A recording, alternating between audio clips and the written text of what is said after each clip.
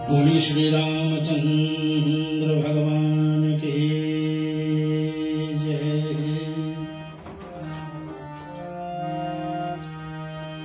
श्री बालकृष्ण लाल की जय। सद्गुरु महाराज की जय। पवन सुत हनुमान जी महाराज की जय।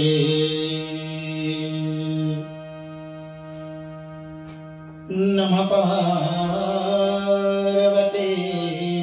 पते हर हर महादेव।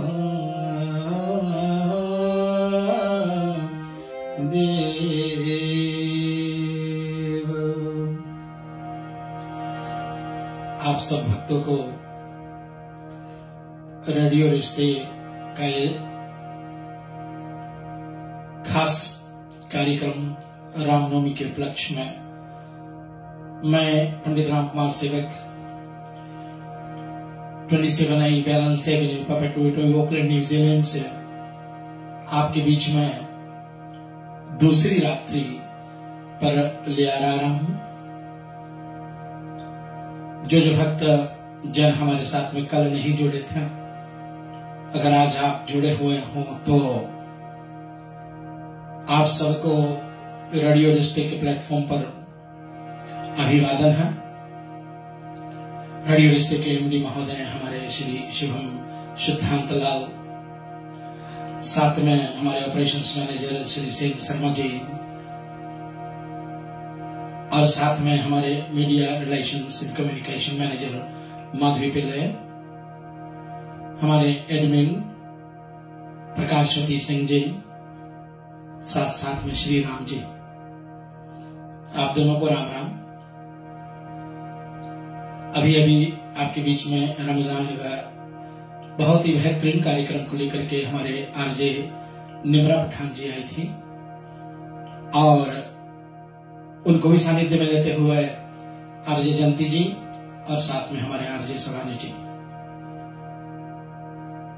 आइए हमारे जो इस कार्यक्रम को स्पॉन्सर करते हैं, हमारे विनोद रानीगा जी, मनकाओ हाकोट्स टाइटेनियम ओकलैंड न्यूजीलैंड के बहुत ही प्रसिद्ध व्यक्ति, उनको भी स्वागत करते हुए आज शाम को मिथिलेश प्रसाद भैया, बहुत प्यारे सज्जन हमारे। आज मिथिलेश भैया जी आपके ही द्वारा हमारे गेट तक छोड़ गए। आपने बहुत ही केले, फल फूल, अंगूर सब भगवान के चरणों में अर्पित करता हूं, और आज के नाम भगवान को अर्पण करते हुए इदम फलम माया देवम स्थाविदम गुरुतस्तवः तेन मस्प्लावाप्ति भरवी जन्मनि जन्मनि। प्रभु आप पर बहुत अनुकंपा करें, आपके परिवार पर, बेटे लिशु और आरती बेटी छुटकी को भी, बहुत सारा परिवार को भी, भाई रितेश जी को भी, छुटकी को भी बहुत सारा प्यार मिले आपके परिवार की तरफ से। आज ये दूसरे दिवस की कार्यक्रम जो है रेडियो रिश्ते का आ रही है, तो मिथिलेश प्रसाद भैया ताबू सर आपको भी बहुत बहुत धन्यवाद है, और साथ में सतीश भैया जी हमारे भक्ति संस्कृति संस्कार सेवा फाउंडेशन के अध्यक्ष, और जितने भी हमारे बोर्ड डायरेक्टर्स हैं, आप सबको भी साथ में लेते हुए मैं अपने पूज्य माता श्री के चरणों को वंदना करता हुआ, मैं अपने पूज्य स्वर्गीय पिता श्री को वंदना करता हूँ, चरण वंदना करता हूँ, और मैं हाथ जोड़ करके नमन करके विनती करता हूँ। हमारे गुरुदेव जी हैं, उनको प्रणाम करता हूँ, माता श्री आपको प्रणाम करता हूँ, पिताश्री को चरणों में प्रणाम करता हूँ, और साथ साथ में जितने भी साधु संत हैं, जितने विद्वत समाज हैं हमारे जिस भी देश में, आप इस कार्यक्रम को हमारे देख करके हमें आशीर्वाद देते हैं, आप सबको चरणों में मैं साष्टांग प्रणाम करता हूँ। कल बहुत सारे लोगों ने आज हमारी प्रोग्राम को देखा और सराहना करी, बहुत सारे कमेंट्स आए, आपको बहुत बहुत धन्यवाद है।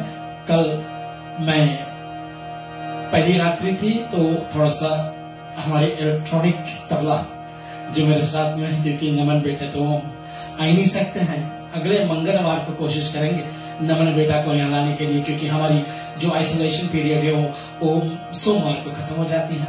लेकिन ये कार्यक्रम इसी स्टूडियो से आपके बीच में मंगलवार और बुधवार को भी आएगी। मैं ओकरे रामायण संस्था ट्रस्ट हॉल पर नहीं जा सकूंगा क्योंकि आपका कार्यक्रम यहाँ से चल रहा है, तो इसलिए मैं नमन बेटा और कृतिक बेटा साथ में वासु भैया को भी आमंत्रित करूंगा कि हमारे नाम रामनवमी पर इन सब का पथार्पण जरूर हो और हम सब बहुत ही घुल मिल करके इस महान पर्व को मनाएंगे। तो आज दूसरी रात्रि में प्रवेश कर रहे हैं हम, तो चलेंगे हम लोग सभी। हमारे गुरुदेव जी आपको चरणों को वंदना करता हूँ और साथ में हम जितने भी हमारे विद्वत लोग हैं समाज के, मोहन जी प्रोफेसर, आपको भी मैं बहुत बहुत सादर प्रणाम करता हूँ। आपके आशीर्वाद से और आप बड़ों के आशीर्वाद से मैं इस कार्य को सफल करने में सफलता जो पाई है वो आपके आशीर्वाद से ही मिलता है, आपके कृपा प्रसाद से मिलता है, आपके प्रार्थनाओं से मिलता है। तो ऐसे विद्वत समाज को मैं प्रणाम करता हुआ अब चलेंगे हम लोग श्री भगवान को नमस्कार करेंगे और भगवान जी से प्रार्थना करेंगे। आज मैं प्रार्थना क्यों नहीं करूंगा, आपको थोड़ी देर में पता लग जाए क्यों प्रार्थना नहीं करूंगा, क्योंकि प्रार्थना जो है, जो मैं नित्य प्रति बोला करता हूँ, आज वही प्रार्थना हमारे बालकांड के शुरुआत में हम लोग इसको सुनेंगे, हम लोग गाएंगे। लेकिन अभी श्री गणपति भगवान का नमस्कार कर लेंगे। आइए सब बोले मेरे साथ में, ओम श्री एकदंताय विद्महे वक्रतुंडाय धीमहि तन्नो दन्ते प्रचोदयात्।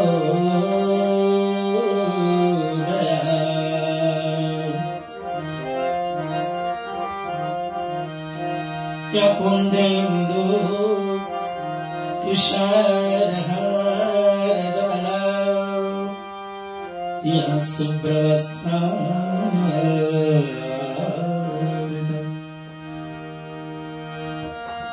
या वीणवरदण्डमण्डितकरा यस्वेत पद्मासनं या ब्रह्मा चित्तशंकर प्रवृत्तिर्देव सदा वन्दिता सा मां पातु सरस्वती भगवती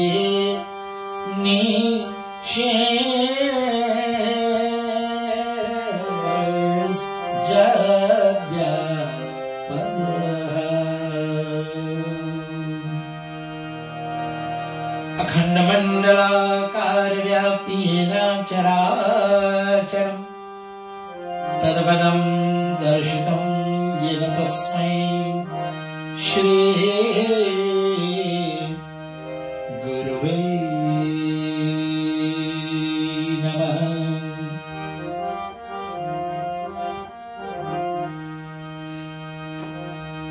बोले श्री रामचंद्र भगवान की जय।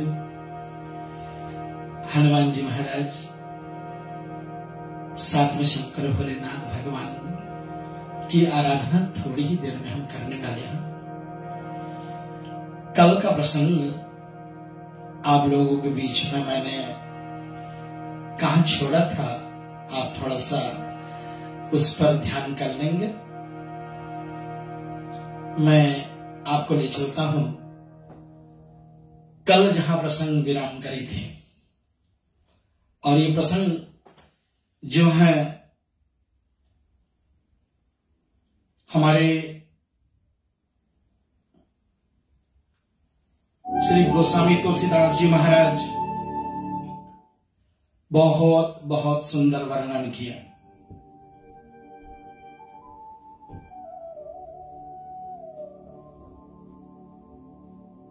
हमारे इस तुलसी चरित्र को लिखने वाले पूज्यपाद श्री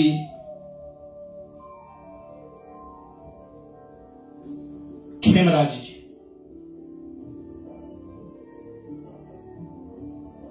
उनके माध्यम से जीवन चरित्र श्री गोसाई तुलसीदास जी की लिखी हुई थी।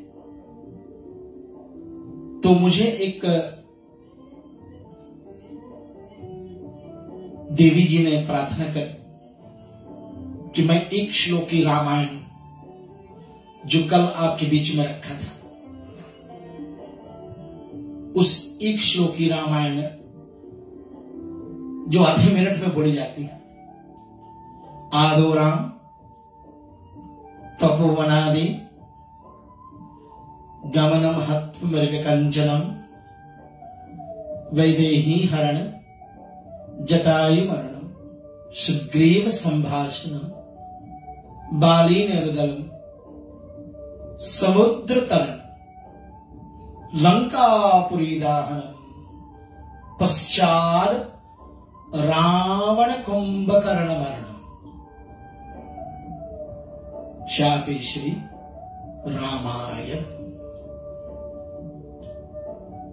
इस मंत्र को रोज बोलने से हम इस रामचरितमानस की पूरा कथा जो है वो बोल देता है। तो फिर कल का विवरण यही हुआ था कि इतने आधे मिनट में बोली जाने वाली श्लोक से हम इतना लंबा, इतना दिन तक, कभी कभी तो मास प्रायण भी होता है, एक महीना तक ये कथा चलती है, फिर भी पूरा नहीं होती है। तो फिर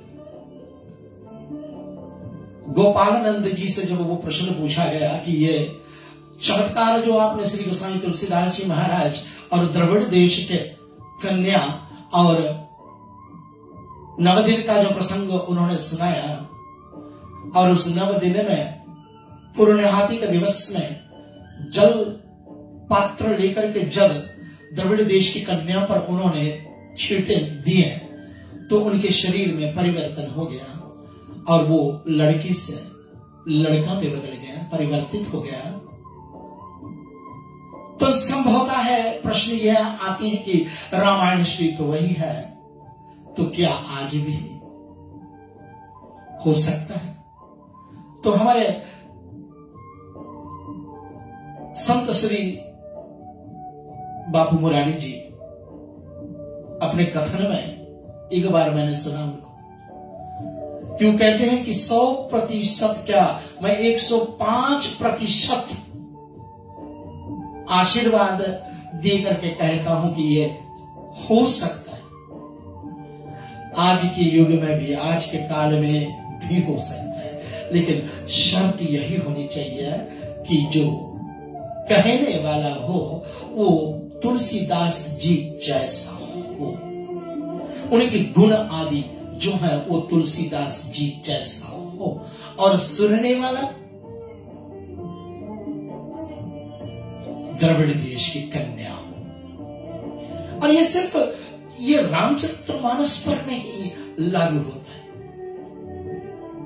ये तो श्रीमद् भागवत कथा में भी इसका निर्णय दिया गया है कि 7 दिवस में श्रीमद् भागवत पुराण की कथा सुनाते हुए राजा परीक्षित को श्री शुकाचार्य महाराज ने उनको तक्षक नाग काटे उससे पहले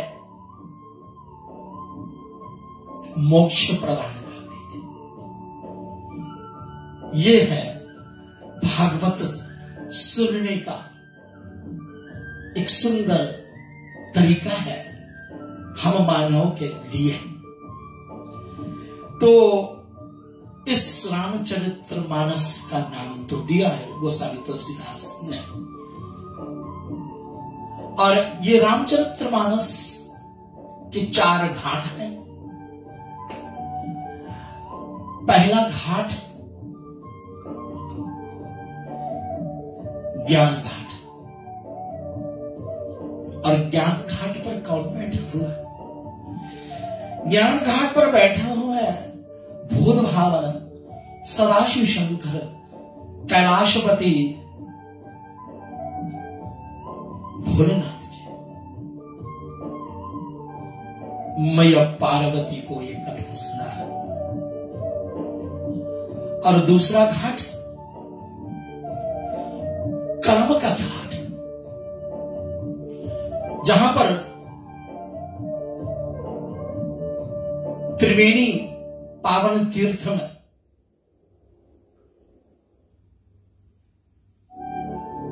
स्वयं श्री याज्ञवल्क्य मुनि महाराज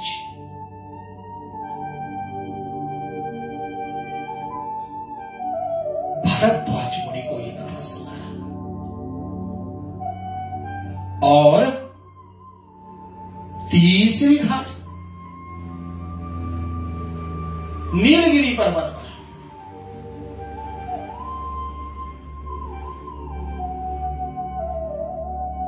काग भक्त श्रोमणी कागभूषुंडी जी।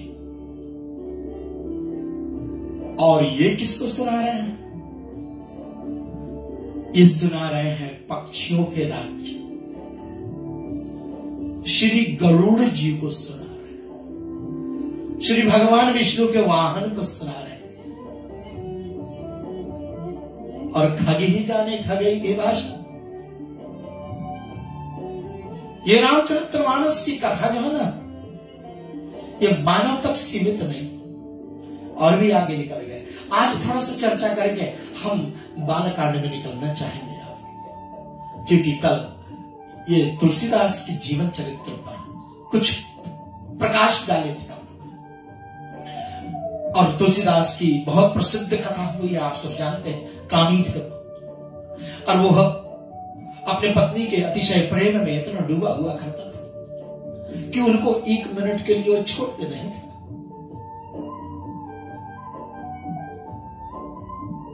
और एक दिन उनके भाई श्री आए, उनके साले साहब आए, और तुलसीदास जी महाराज गए। उस समय सिर्फ तुलसी थे, महाराज नहीं थे, गोस्वामी नहीं थे। उस समय तो कामी व्यक्ति थे। वो बाजार से कुछ लेने के लिए जब गए तो फिर भ्राता श्री ने अपने बहन को घर ले गए। और जब वापस लौट करके आए श्री तुलसीदास जी, तो अपने पत्नी को ना पा करके बड़े हैरान हो गए। और वो समझ गए। और इतना उस समय भयंकर वर्षा कि इतना अंधकार में अपने हाथ को आगे रख दे तो हाथ भी ना दिखाई दे, इतने अंधकार में। और वो यमुना के तट पर पहुंचता है। यमुना इतनी बड़ी हुई है, और उसी समय एक बहता हुआ, सोचा वो एक डोंग है, पेड़ है, तो लाश था। उस लाश को पकड़ करके यमुना को पार करके और वो चले गए अपने ससुराल में। और इधर उधर देखा ऊंची दीवारों को कैसे वो नांगे, और एक रस्सी समझ करके सांप को पकड़ करके वो अपने पत्नी के पास जब पहुंचता है तो पत्नी के कमरे को ढूंढ लिया। और जैसे अंदर पहुंचे, एकाएक उनकी पत्नी जब जागी तो बहुत क्रोध करी। और उसी दिन से श्री गोसाई तुलसीदास जी के जीवन में परिवर्तन हो गया, क्रांति आ गई उसके जीवन में। क्रांति कैसे हुई उसके जीवन में? क्योंकि पत्नी ने कैसी बात कही थी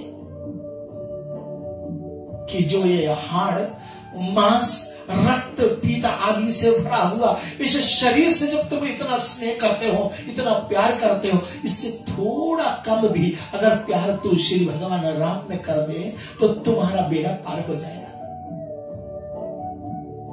अपने पत्नी को अपने गुरु मान करके तुलसीदास जी उसी समय वहां से निकल जाते हैं और उनके जीवन में जो क्रांति आई है वो किसी से छुपी नहीं है। और इसी क्रांति के कारण से आज उन्होंने राम जी का दर्शन भी साक्षात पाया। श्री राम दरबार के दर्शन उन्होंने पाया। हनुमान जी से बार बार विनती किया कि मुझे श्री राम भगवान को दर्शन करवा दो, श्री राम का दर्शन करवा दो। हनुमान जी ने बहुत बहुत प्रयास करे। आप सब सुने, अपनी प्रसिद्ध चौपाई आई है, दोहा आई है, चित्रकूट के घाट पर भई संतन की भीड़, तुलसी दास चंदन घिसे और तिलक करे रघुवीर।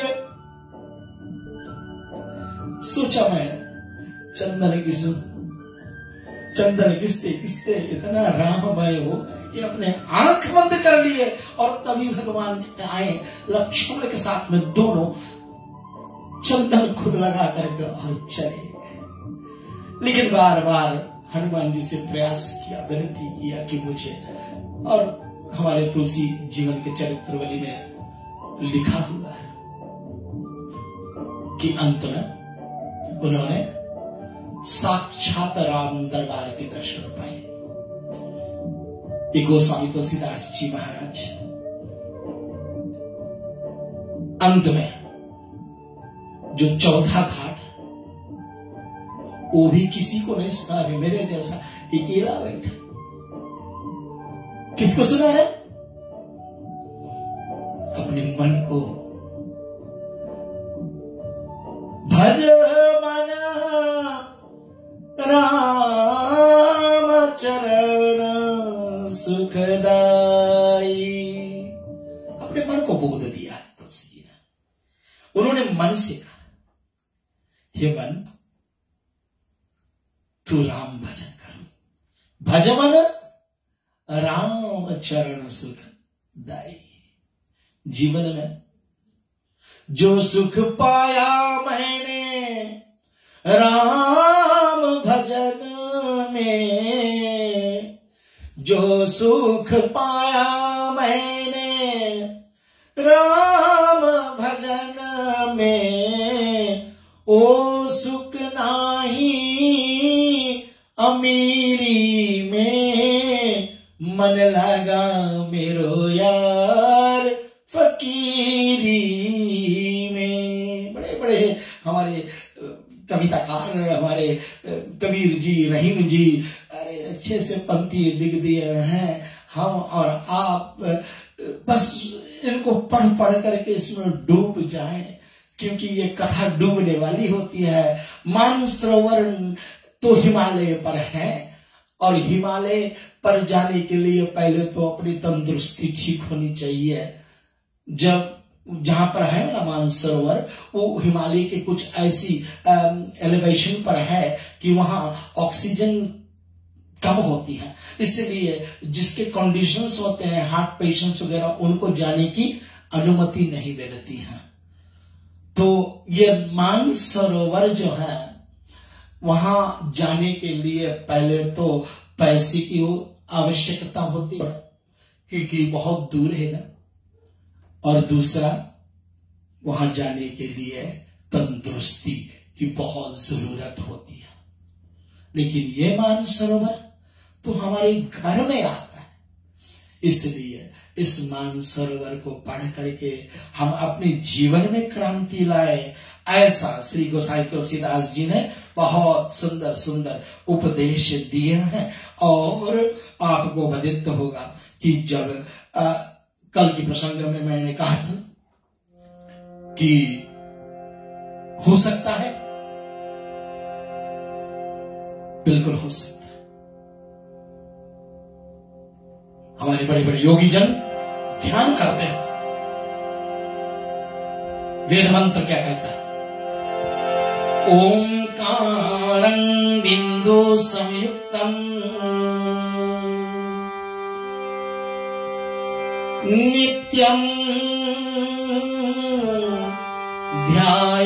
ध्यायन्ति योगिनः।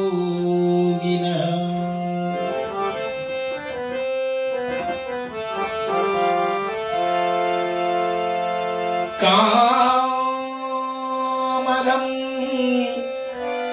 मोक्षदं च वा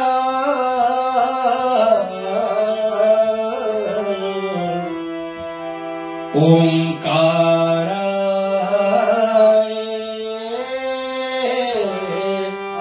नमो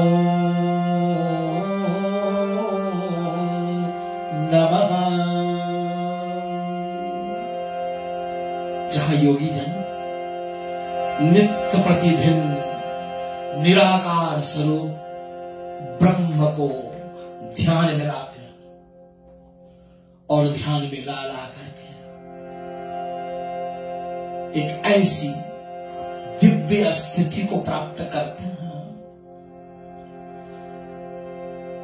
हमारे गरुड़ पुराण जैसे ग्रंथों में, पुराण में इनका वर्णन किया गया है कि जो नित्य साधना करते हैं, अपने जीवन की समाप्ति पर जब उनका प्राण निकलता है तो फिर उनकी अंतिम इच्छा होती है कि वो फिर लौट करके इसी शरीर में आए, क्योंकि ये सुर दुर्लभ तन है। हमारा मानव तन क्या है? सुर दुर्लभ तन है।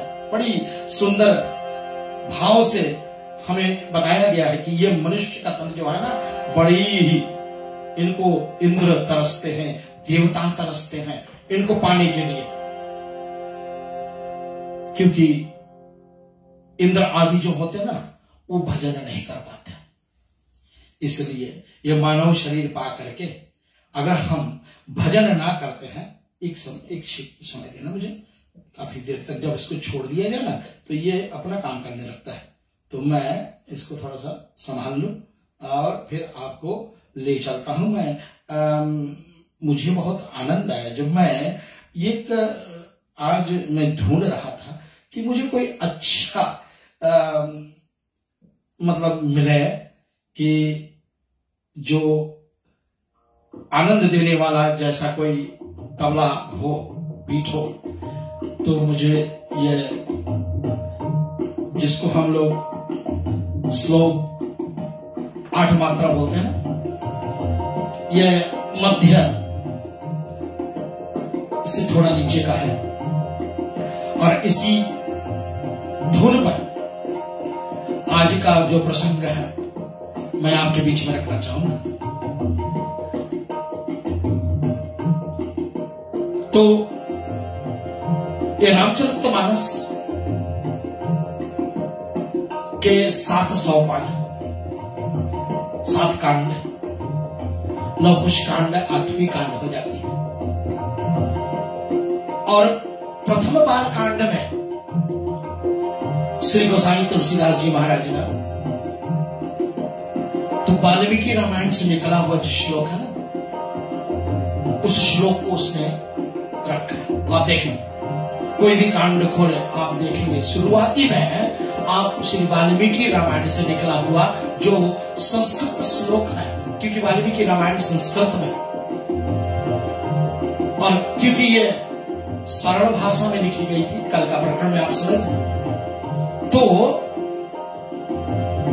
ये बताने के लिए लोगों को, विद्वत जनों को, कि मैंने श्री वाल्मीकि जी को तिरस्कार नहीं, उनकी भी औषधियां मैं लेकर के और अपने इस रामचरितमानस में भी रखा।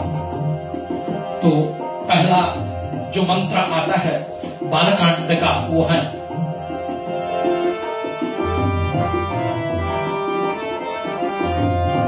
शन्नो मित्रा ओम शन्नो मित्रा शन्वरुणा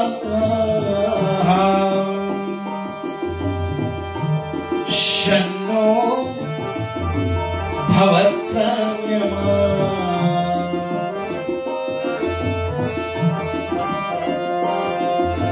शन्नो इंद्रो बृहस्पति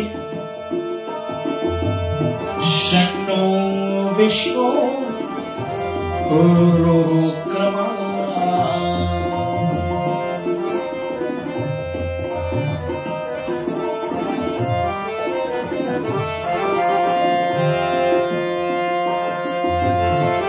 नमो ब्रह्मणे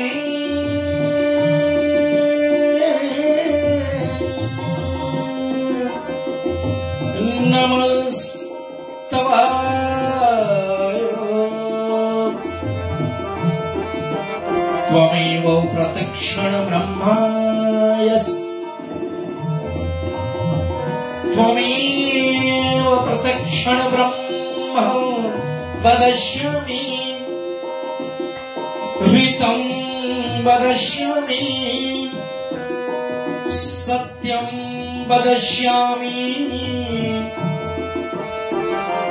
तन्मामवतु तद्भगतारम औतु माम् औतु वक्तारम्। ओम शांति शांति शांति।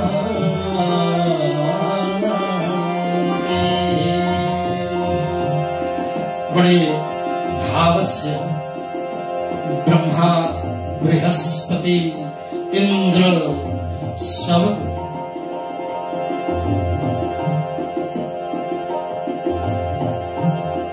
ध्यान में रख करके और पहला मंत्र जो है इस कांड में बालकांड में 7 शुरुआत में मंत्र लिखे सभी पर नहीं मैं भावरत करूंगा क्योंकि कथा भी तो स्मरणीय है, लेकिन जो मूल तत्व है ना 1-2 दिन का कथा तो इसी में चली जाती है। जैसे मैंने कहा कल ग्रंथ का परिचय हुआ, आज श्री पूज्यपाद पूज्य शरण श्री गोस्वामी तुलसीदास जी महाराज का ये बालकांड का जो 7 श्लोक है ना उस 7 श्लोक पर हम चलेंगे और फिर आगे कहां तक जा सकेंगे देखेंगे, समय अनुसार अपना करेंगे। तो प्रथम श्लोक क्या दिया?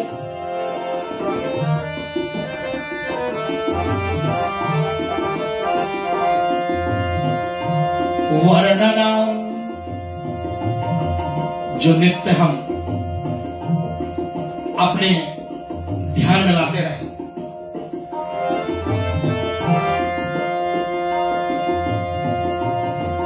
वर्णनम अर्थ संधानम रसानाम छंदसामपि मंगलानाम च कर्तारम् वन्दे वाणी विनायको।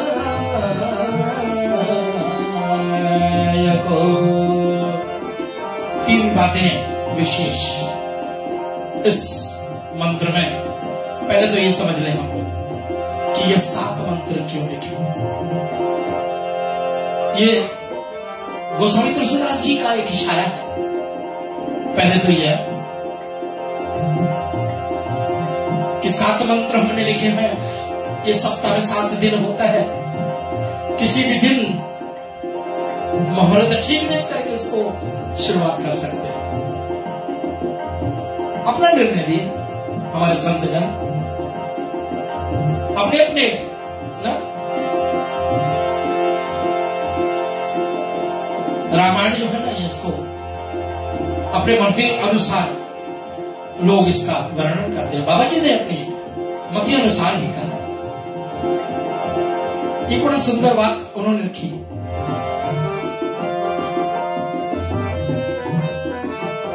वर्ण शब्द लोगों का अपेक्षा शायद दिया था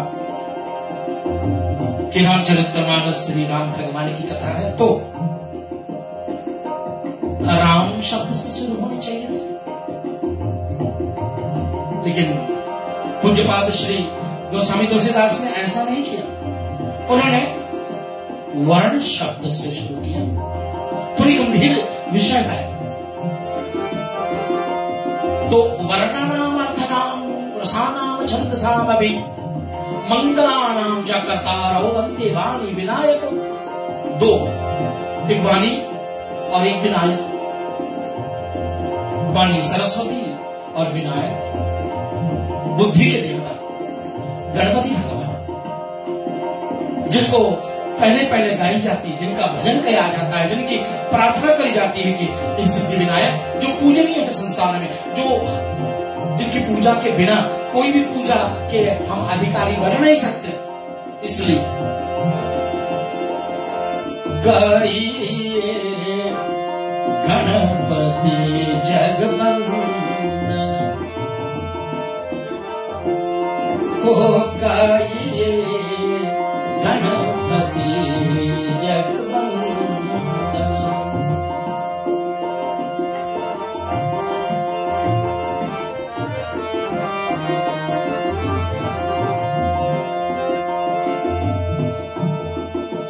जिनके स्मरण मात्र से हमारे हर कलेश दुख दूर होता है, वो गणपति भगवान का वंदे वाणी विनायको। सरस्वती मैया की बहुत आवश्यकता है। मैंने इस ग्रंथ को लिखा है बाबा कहते हैं, लेकिन पहले तो बुद्धि होनी चाहिए और दूसरी वाणी होनी चाहिए, इसलिए दोनों को साथ उन्होंने स्मरण किया कि बिना वाणी का बुद्धि बेकार हो जाती है और बिना बुद्धि के वाणी बेकार हो जाती है। किन्हीं किन्हीं को तो वाणी बहुत सुंदर लगती है, लेकिन बुद्धि नहीं मिला है तो बोलेंगे क्या, और किन्हीं किन्हीं को बुद्धि बहुत मिला है लेकिन बोलने का तरीका नहीं है तो फिर भी अधूरे रह जाता है। इसलिए बालाजी ने दोनों को साथ बंधना किया। और वर्ण शब्द देखिए, श्री रामचरितमानस शब्द देखें, पहला शब्द क्या है बालकांड का, वर्ण शब्द है।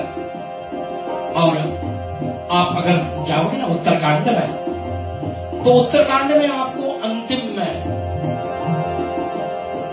बाबा जी का एक प्रार्थना मिलेगी, जिस प्रार्थना में आखिरी शब्द जो होगा वो मानवाः मंत्र के माध्यम से लिखा है। उसने लिखा क्या,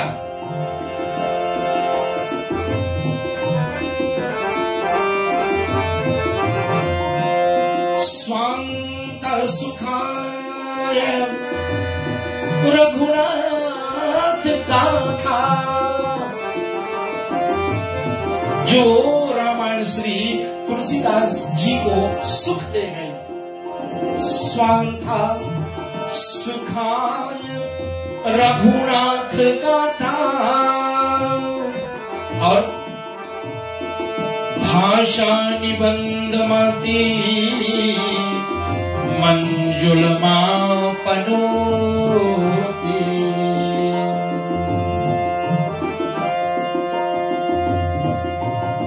लेकिन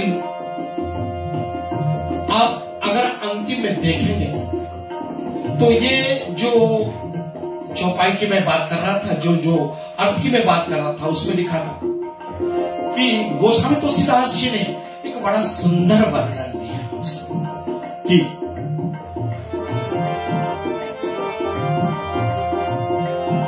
मानव शब्द क्यों लिखा है और वर्ण शब्द क्यों लिखा है। ये मानव शब्द और वर्ण शब्द का भावार्थ यही था कि रामचरितमानस किसी एक वर्ण का नहीं, ब्राह्मण क्षत्रिय शूद्र वैश्य कभी ये नहीं कह सके। ब्राह्मण कहे कि ये हमारा ग्रंथ है, क्षत्रिय कहे कि ये हमारा ग्रंथ है, कि राम जी हमारे कुल में जन्म नियत है। वैश्य कहेंगे कि भाई हम बहुत खर्चा करते हैं कथा आदि कराने के लिए, तो इसलिए ये मेरा ग्रंथ हुआ। और जो शूद्र होंगे वो कहेंगे कि राम जी वनवास जब आए थे तो शूद्रों के साथ में भीलों की नगरी में भीलों के साथ रह करके भीलों से उन्होंने सेवा करी पाई थी। इस कारण से ये शूद्रों का अधिकार तो किसी वर्ण को नहीं, लेकिन ये मानवों के लिए जो मानव बन सकता है। रावण मरण मान जा,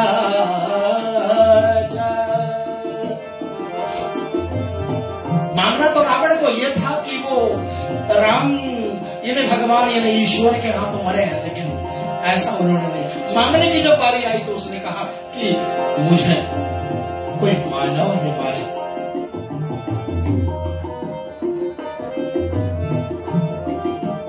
मानव मारे मुझे। मानव कौन? जो मानव गिद्ध, पक्षियों, वृक्ष वानरों, शूद्रों को, हीरों को अपनाया, वही सच्चा मानव। और वो मानव अगर मिल जाए ना तो वही रावण को मार सकता है। इसलिए कोई मुझे मारे तो एक सच्चा मानव ही मारे। बड़ी सुंदर प्रसंग है। और दूसरा मंत्र को आगे लेते हैं और दूसरे मंत्र में आप देखें, भवानी शंकरो वंदे श्रद्धा विश्वास रूपिणो।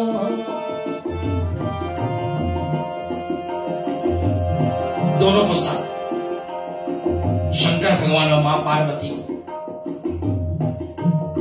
भवानी शंकरो वंदे श्रद्धा विश्वास रूपिणो। एक विश्वास और दूसरा भगवान सदाशिव शंकर अविनाशी,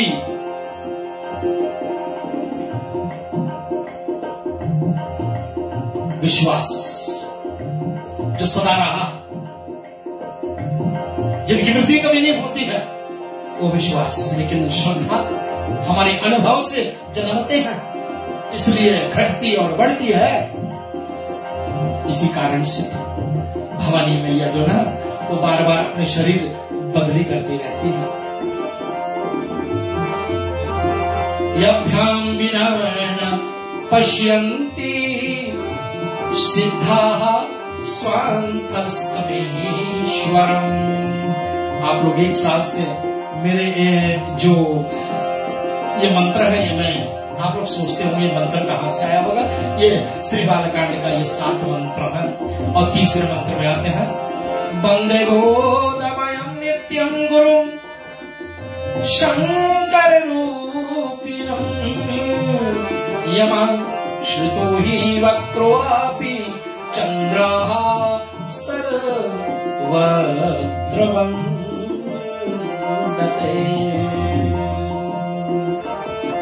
गुरु की वंदना, विज्ञान स्वरूप भगवान गुरुदेव जी, जैसे शंकर के भगवान के माथे पर चंद्रमा, द्वितीय का चंद्रमा, वक्र का मतलब टेढ़ा, और टेढ़ा चंद्रमा भी भगवान के सर पर शोभायमान लगता है। सदा उनका वंदन किया जाता है। शिव जी के मस्तक पर धारण करके, इस कारण से सबसे नमस्कार करते हैं। ऐसे गोस्वामी तुलसीदास जी कहते हैं कि मेरी कविता टेढ़ी भी हो, कोई बात नहीं, आप लोग गुरु के आशीर्वाद से सब वंदनीय होंगे, सब अच्छा ही होगा। गुरु जो होगा ना, ये क्या करेगा, जैसे सूर्य भगवान निकलते हैं तो किरणों के माध्यम से अंधकार विनाश कर देता है, ऐसे गुरु जी हमारे जितने भी अंदर के विकार हैं, उन विकारों को दूर करने की क्षमता गुरुदेव में है। आगे सीताराम भगवान की वंदना है और श्री वाल्मीकि मुनि महाराज का वंदना किया। कवीश्वर और कपीश्वर हनुमान जी को, सुग्रीव को, जामवंत आदि सबका वंदन किया।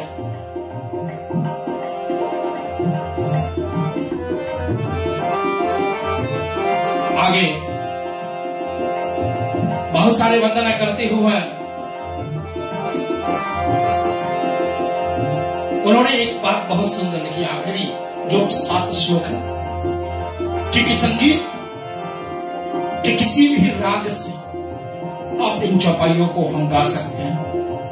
इसलिए श्री गोसाई तुलसीदास ने हम सबको ये 7 स्वर होते हैं संगीत में, सारे गामा पाधा नी, और इन स्वरों के माध्यम से कोई भी राग का हम सेवन कर सकते हैं और इन चौपाइयों को गा सकते हैं। हमारे ऐसे समय में मैं अपने अनुज तरुण सेवक को याद कर लेता हूं, हमारे भांजे कमल सेवक को भी याद कर लेता हूं। आज जो ये इलेक्ट्रॉनिक तबला चल रही है उन्हीं की कृपा से उन्होंने मुझे लिंक भेजा कि भाई, लेकिन उनको नहीं पता था, जब उसने भेजा ना, उसको नहीं पता था कि मैं अकेला कथा करने वाला हूं। ये तो मेरे अभ्यास के लिए शायद उन्होंने भेज दिए थे। तो प्रभु की अनुकंपा हुई, प्रभु की दया हुई कि मैं अकेला बैठ करके कथा कर रहा हूं, तो इलेक्ट्रॉनिक तबला चल रही है ब्लूटूथ के माध्यम से। तो मैं तरुण सेवक आपके इस कारण से याद किया हूं। तो एक बात जो गोस्वामी तुलसीदास जी लिखे ना है कि ये 7 सोपान हैं, 7 सीढ़ियां हैं, इसलिए 7 मंत्र हैं, और ये 7 दिन है। 7 दिन में से कोई और 7 स्वर संगीत का, और उसमें कई राग निकलते हैं, और इन रागों के माध्यम से चौपाइयों को गाए। क्योंकि वो बार बार मुझे यही कहते हैं ना तरुण जी कि भैया श्री आप तो मतलब संगीत का कुछ अध्ययन किए, मैंने छोटा मोटा, बहुत बड़ी तो नहीं, छोटी मोटी मैंने संगीत की अध्ययन की है। तो इस कारण से कुछ रागों, कुछ तालों का मुझे थोड़ा सा अभ्यास है, मुझे कुछ थोड़ा सा पहचान है। तो रागों में गाया हुआ ये चौपाइयां जो होती हैं ये अति शोभायमान होती है, सुनने में बड़ा मधुर लगता है। इसलिए अंतिम जो हमारी प्रार्थना है बालकांड का, इस सोपान के अंदर में उसने कहा कि नाना पुराण निगमागम सम्मतम यदा रामायणे निगदितम कव्यचित्तन्त्योऽपि स्वान्ताः सुखाय तुलसी रघुनाथ गाथा भाषा निबंधमति मंजुलमात नोती। ये जो अंतिम प्रार्थना है, ये नाना पुराण, हमारे कितने पुराण हैं? 18 अष्टदश पुराण न, 4 वेद। आरती में हम लोग गाते हैं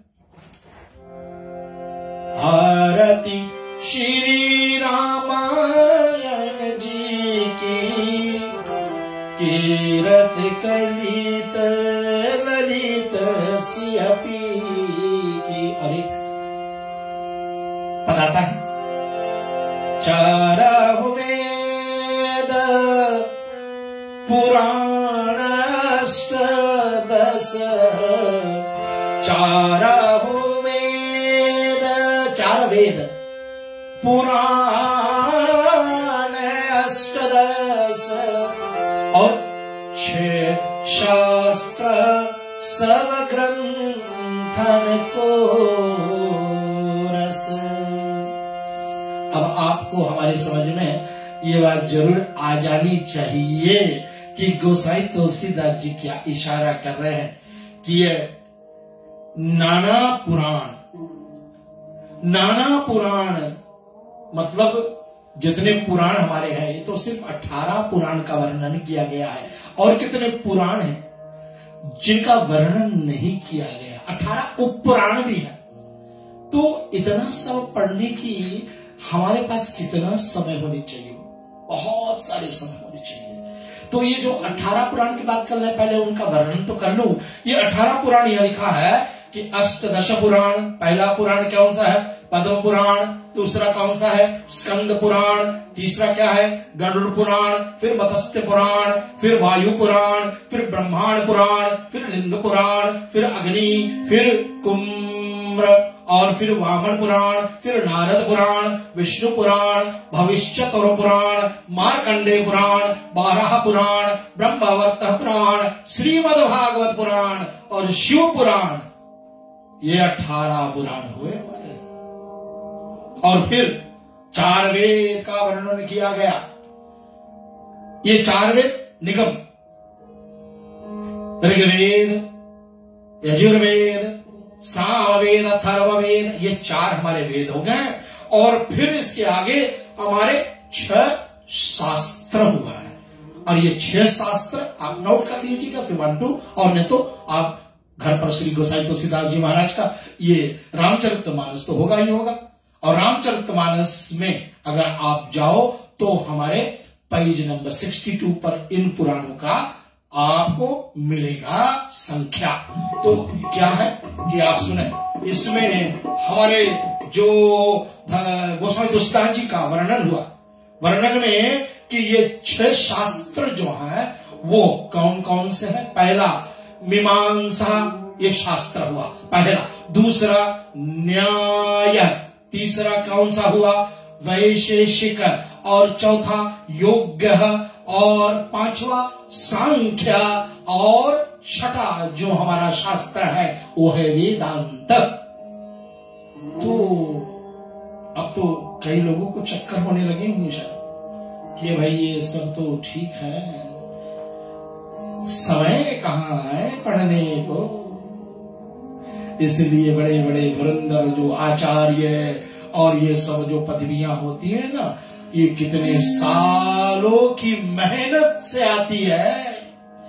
इसलिए इनको पढ़ने के लिए समय चाहिए। ऐसे 1-2 साल में नहीं पढ़ करके कोई निकले पढ़ने के लिए और हम कहें कि 2 वेद का हमने अध्ययन कर लिया, हमने 4 वेद अध्ययन कर लिया।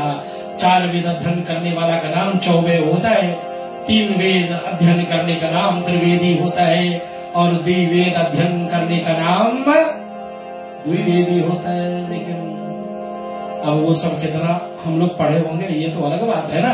लेकिन ये तुलसीदास जी महाराज कहते हैं कि नाना पुराण का संख्या, वेदों का संख्या, और साथ साथ में हमारे शास्त्रों की संख्या से बना हुआ ये रामचरितमानस जो है। और इनके लिए तो सबसे पहले देखे ना कि हमें और आपको क्या करना है कि गणपति भगवान का स्मरण उन्होंने किया। दूसरा जो है भगवान जी का स्वयं उन्होंने आराधना करी है। और उसने कहा एक बार बहुत सुंदर बात क्या कि मुख हो ये बाचा पंगु चढ़ गिरवर ग्रह। इन देवी देवताओं की शक्ति मिल जाए, रामचरितमानस पढ़ करके गूंगा बोल सकते हैं। मुख हो ये बाचाल, जब प्रभु कृपा करे तो पंगु चढ़े गिरवर ग्रहण। पंगु जो अपाहिज होते हैं ना, जो चल नहीं पाते हैं, डिसेबिलिटी जिनकी है, उनको भी पहाड़ चढ़ने की शक्ति प्राप्त हो जाती है। तो कहते हैं श्री गोसाई तुलसीदास जा सुकृपा सुदयाल द्रवहु सकल कलिमल दहन। कलिमल के जितने मैल को धोने की शक्ति भी इसी रामचरितमानस में है। और बाबा जी आगे लिखते हुए कि नील सरो रघु श्याम करुण अरुण वरिज नयन। ये बहुत सुंदर है, अति सुंदर है। इसको थोड़ा सा देखिए।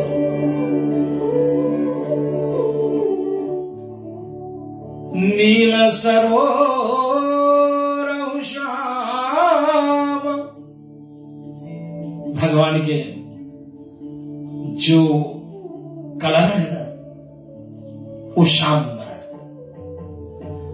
इसलिए भगवान विष्णु की आराधना जब हम लोग करते थे क्या बोलते हैं? शांताकारं भुजगशयनं पद्मनाभं सुरेश्वरं विश्वधारं गगन सदर्शनं मेघवर्णं शुभांगमं। मेघ जो काले बादल होते हैं ना, वो बादल की जो आकृति होती है, उनकी जो कलर होती है, ऐसे मेघ वर्ण वाले, श्याम वर्ण वाले हमारे श्री भगवान जी। और आगे लिखा है तरुण अरुण बारी जनयन, ऐसे सुंदर खिला हुआ कमल का फूल, जैसे सूर्य भगवान उदय हो रहा ना, लालिमा छाई होती हो, ऐसे भगवान के सुंदर नेत्र। करो सो मामा पूरधाम सदा चीर सागर शयना। आओ प्रभु हमारे हृदय में आकर के बस। आप सदा क्षीर सागर में बसने वाले हो परमात्मा, लेकिन हमारे हृदय में भी आकर के बस। और बहुत कुंद इंद समदे उमा रमण करुणायन, जाहि दीन परने करो कृपा मर्दन मयन। शंकर भगवान की भी आराधना करी है कि जिन्होंने कामदेव को जला दिया था, ऐसे फिर तो गुरु जी की वंदना करी है। बंदव गुरु पद पदम परागा, गुरु जी के चरण की वंदना नहीं करी है, पदम परागा, उनके चरणों के धूल की वंदना करी है। मस्तक पे लागा गुरु चरण के धूल। हमारे पास वो शक्ति नहीं है कि गुरु चरण को हम पकड़ सके। गुरु चरण के नख यहाँ तक पहुंचेगी, फर्ज एकदम बिल्कुल छोटा अंश मात्र नाखून आगे होते ना, उनके वहां पहुंच सकते हैं। सुरुचि सुभाष सरस अनुरागा, अमी मैं मोरी मैं चूरण चारू, समन सकल भवरुज परिवारू। ये गुरु जी की स्तुति हुई है। और गुरु जी के तो बहुत सारे स्तुति के बाद में जो कथा होगी वो आप लोग सुनेंगे, लेकिन यहाँ बहुत सुंदर सुंदर जो विनती है उन्होंने करी और उपमा भी दी है कि इस रामचरितमानस को पढ़ करके कितने कितने लोग सुधर गए, कितने लोग सुधर गए। देखिए ना, एक बड़ा सुंदर यहाँ लिखा कि मंजन फल देखा हूं तत्काला, कौन काक पीकब कहूं मराला। प्रभु कृपा हुई तो वसुंडी महाराज भी बोलने की शक्ति को पा लिया, और जो सुन करके आश्चर्य करता है उन्होंने सत्संग की महिमा नहीं जानी, इसलिए आश्चर्य ना करें। कल हमने कहा ना, बुद्धि और अहंकार के दो बूट उतार करके हम लोग अंदर आते हैं, तब कथा श्रद्धा से सुन सकते हैं। हम लोग श्रद्धा रहित हम कथा को नहीं सुन पाएंगे। और उपमा दिया है कि बाली में के नारद घटयोनी, निज निज मुखन कहे निज होनी। वाल्मीकि मुनि महाराज का उपमा दिया और बहुत सारे उपमा दिए हैं। नारद जी का उपमा दिया है, अगस्त मुनि का उपमा दिया है कि ये सब रामचरितमानस पढ़ करके आज कहाँ पूजनीय हो गए हैं। और अंत में आज की प्रसंग में बड़ा सुंदर लिखा है कि ये बिनु सत्संग विवेक न होई, बिनु सत्संग विवेक न होई, राम कृपा बिनु सुलभ न सोई। जब कोई सत्संग नहीं करेगा ना,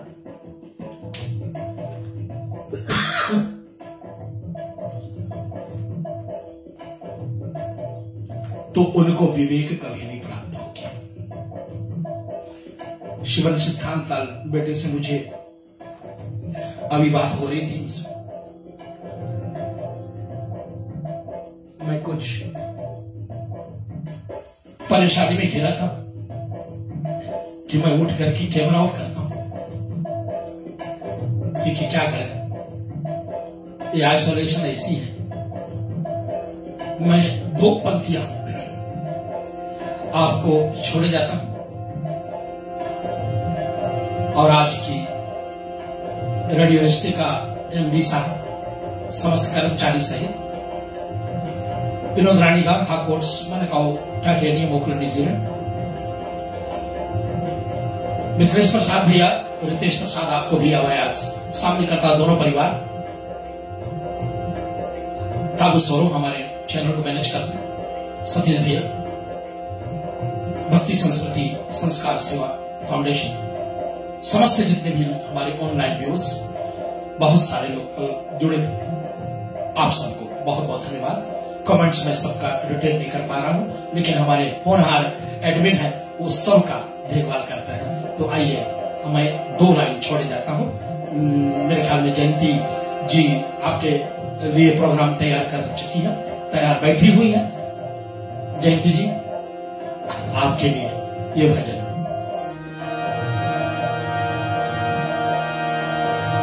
सीताराम की प्यारी राजधानी लागे, राजधानी लागे, मोहे मीठो मीठो सरजू जी की पानी लागे।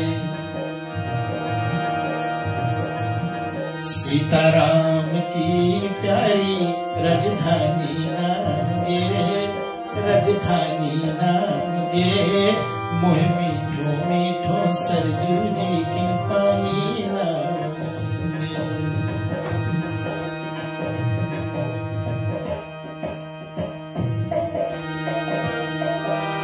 धन्य कौशल्या धन्य के कई, धन्य सुमित्रा मैया, धन्य धन्य कौशल्या धन्य के कई, धन्य सुमित्रा मैया, धन्य वसरत के आंगन में खेलत चारों भैया, खेलत चारों भैया, मीठे मीठे तोतले रसीले प्रभु बानी लागे, प्रभु बानी लागे, मोहे मीठो मीठो सरजू जी को पानी लागे। सीताराम की प्यारी राजधानी लागे, राजधानी लागे, मोहे मीठो मीठो सरजू जी को पानी लागे। एक पंक्ति और सुना देते हैं सब भक्तों के लिए, मेरे जितने भी चाहने वाले हैं, जो जो कथा सीखने सबके लिए। धन्य मेल हनुमान गढ़ी की शोभा है सुंदर, धन्य मेल हनुमान घड़ी की शोभा है सुंदर, स्वयं जगत के मालिक बैठे कनक भवन के अंदर, कनक भवन के अंदर, मीठे रस से रसीली, मीठे रस से रसीली ये कहानी लागे, कहानी लागे, मोह मीठो मीठो सरजू जी को पानी लागे। सीताराम जी की प्यारी राजधानी लागे, राजधानी लागे, मोहे मीठो मीठो सरजू जी के पानी लागे। बोलो श्री रामचंद्र भगवान की। कल बालकांड में शिव और सती प्रसंग में हम भरद्वाज मुनि और याज्ञवल्लभ के प्रसंग में चलेंगे। आज की कथा सुनने के लिए आप सबको रेडियो रिश्ते के माध्यम से बहुत बहुत धन्यवाद है। जय श्री सीताराम।